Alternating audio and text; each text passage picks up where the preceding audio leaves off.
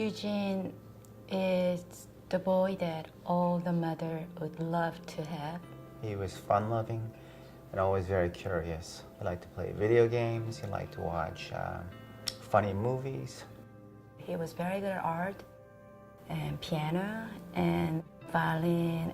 Very artistic boy. He had not been feeling very well for a couple of days, and we felt that he had a touch of the flu, maybe some stomach virus. But I knew something was seriously wrong when, on Christmas Day, he was unpacking his gifts and his eyes rolled back. I took him to the emergency room and I saw the scan and reviewed them with the physician. My husband was in the hallway crying like animal. He goes, can't be, can't be. He had medulloblastoma, which is a form of primitive neuroectodermal tumor. You know, people saying you never know what's going to happen in 5 minutes. You can't tell what's going to happen in 2 days, right? So there's no time for us to understand or what's going on, question. No, it just happened just like that. And he had to be in the hospital for 3 weeks. Every time he went in, he went through 5 different courses of chemotherapy, followed by stem cell transplant, followed by 6 weeks of radiation. And subsequent to that, he was in remission. And he did extremely well for 2.5 years.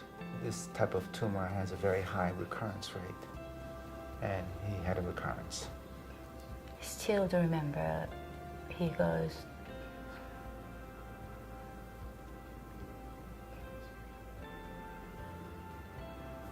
Mommy, you know that I'm gonna just see you up there watching your eyes. So he knows what's gonna happen. He's been gone now for over 7 years. The outcome was not what we had hoped for. I think it brought out very wonderful aspects of our lives, even in the midst of the treatments. Even that worst situation, you would not believe, you cannot believe, but there's a lot of beautiful, happy memory too. I remember when he was very ill, and some days when he was home, he was extremely depressed. He would come to this room and he would play a piece of sonata or something of that nature, and it was very heartening to see him, even in the midst of very difficult circumstances, to enjoy music. Since he was so smart and he got such a big heart and he always wanted his mother to look good, he was actually my teacher. And like whenever there's a party or meeting or dinner with other people, he goes, Mommy, you could have said this way, that way it could make you look better. My wife had written a book about him, and I think it was a way of her coping with the loss of my son. She wanted kids with similar circumstances and families with similar circumstances to be able to look at the book and maybe find some solace.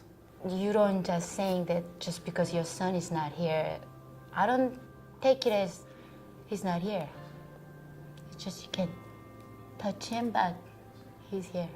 I know that we will be together once again in the future. I always have that belief.